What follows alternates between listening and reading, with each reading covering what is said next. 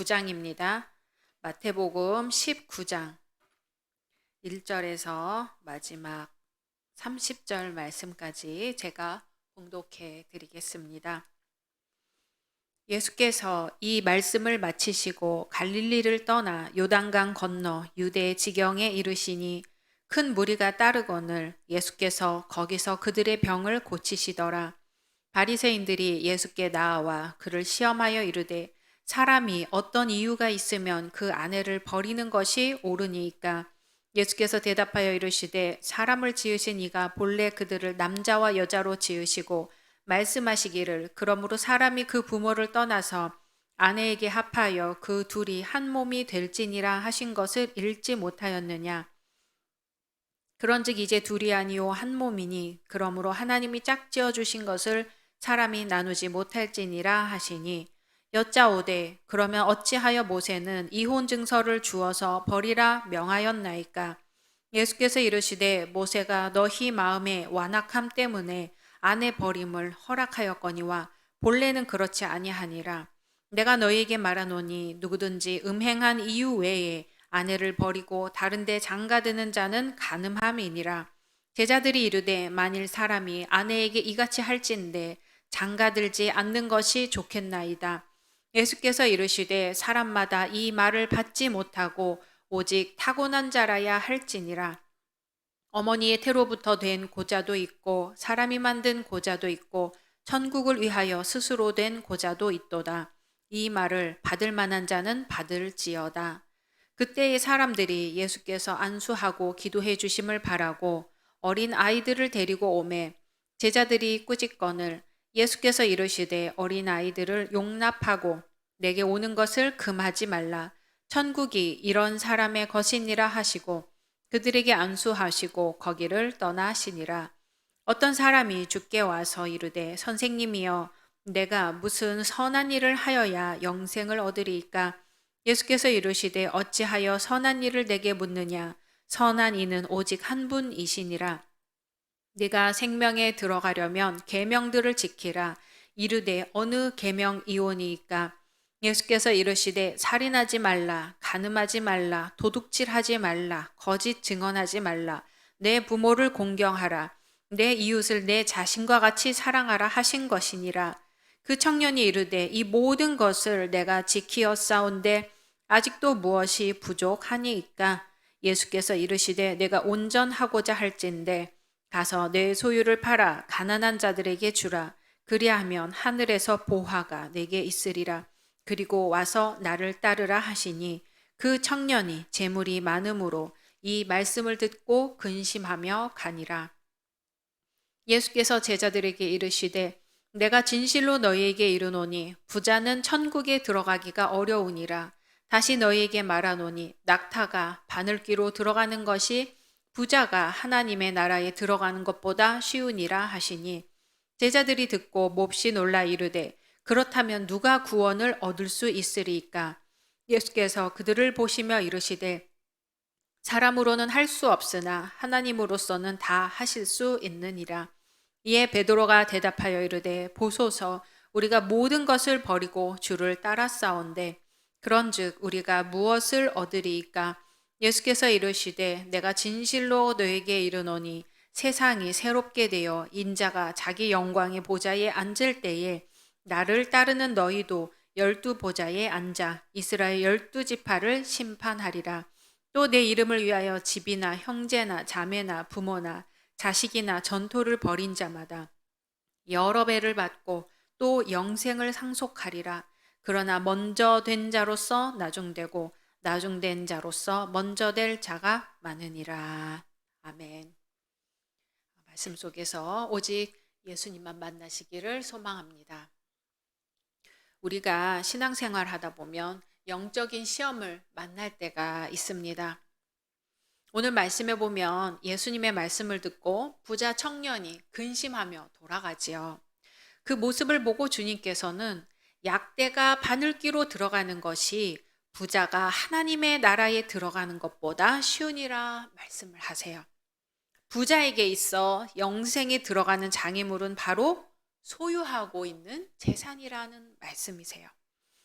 사도 바울은 디모데에게 편지하기를 돈을 사랑함이 일만 악의 뿌리가 되나니 이것을 사모하는 자들이 미혹을 받아 믿음에서 떠나 많은 근심으로써 자기를 찔렀도다 했습니다. 여기서 재물은 인간이 자신을 위해 추구하는 모든 것을 대표한다고 볼 수 있습니다. 명예, 권력, 자식, 가족, 이 모든 것에 대한 애착이 포함이 됩니다. 또 우리가 영적으로 성장하는 데 장애물이 되는 두 번째 것이 있어요. 그것은 바로 인간의 판단입니다. 인간은 자유롭게 생각하고 생각한 대로 실천에 옮기지요. 그런데 서로 다른 생각들이 서로 고집불통이 되다 보면 이해하고 소통하고 회개하고 용서하기보다는 싸움을 일으켜서 교회가 분열이 되게 만듭니다. 솔로몬은 이렇게 말했죠.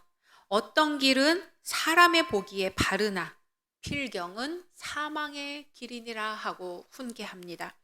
그러므로 성도는 자신의 생각이 반드시 옳다고만 주장할 것이 아니라 다른 사람의 말에도 겸허히 귀를 기울여야 합니다. 무엇보다 하나님께서 어떻게 생각하시는지를 듣기 위해 우리 생각을 내려놓고 주님의 말씀에 귀를 기울여야 합니다. 우리에게 영적 장애물이 되게 하는 세 번째는 바로 두려움입니다. 예수님이 기도하러 산에 올라가셨어요. 그동안 제자들은 배를 타고 갈릴리 바다를 건너고 있었습니다. 물결로 인해 제자들이 고생하고 있었죠. 그런데 그 밤에 제자들이 이 물결로 인해서 두려워하고 있는 그 밤에 예수님이 물결 위를 걸어서 오고 계셨어요. 제자들은 유령인 줄 알고 무서워서 소리를 막 질렀지요. 그랬더니 주님은 내니 두려워 말라 말씀하세요. 제자들이 두려워했던 것은 바로 바람과 물결이었습니다. 우리는 때때로 두려움 때문에 앞으로 나아가지를 못합니다. 두려움에 압도되어서 영적으로 성장하지를 못하는 거예요. 주님과 함께 할 때 우리의 두려움은 사라집니다. 어렸을 때 땅 따먹기 해본 적 있으실 거예요. 땅 따먹기 하려면 땅을 조금이라도 더 차지하려고 있는 대로 손을 막 벌려야 되고, 그리고 돌을 잘 쳐서 더 많은 땅을 얻기 위해서 온갖 정성을 다하지요. 그런데 그렇게 놀다가 그만 놀고 밥 먹어라 하는 어머니의 소리가 들리면 그렇게 정성껏 따놓은 땅과 또 잃어버린 땅은 모두 버리고 집에 들어가서 따뜻한 밥을 먹습니다. 어렸을 적 놀이가 다 그랬던 것 같아요. 말씀에서 베드로는 예수께 보소서 우리가 모든 것을 버리고 주를 쫓아싸오니 그런즉 우리가 무엇을 얻으리까 하고 주님께 묻지요. 예수님은 영생을 상속하리라고 말씀하세요. 우리가 놀던 것을 버리고 집으로 돌아갔을 때 그곳에 맛있는 밥과 따뜻한 잠자리가 있었던 것처럼 모든 것을 버리고 예수님을 따랐던 제자들에게는 그 무엇과도 비교할 수 없는 영생이 약속되었습니다.